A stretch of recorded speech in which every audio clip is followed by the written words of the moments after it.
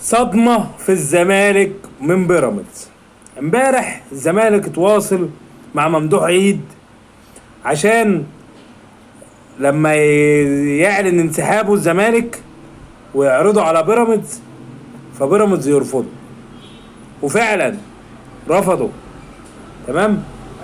لكن سالم الشمسي مالك نادي بيراميدز النهارده لحق الماتش وبأوامر من دولة الامارات بان بيراميدز تلعب الماتش بدلا من الزمالك، ولحقوا الماتش.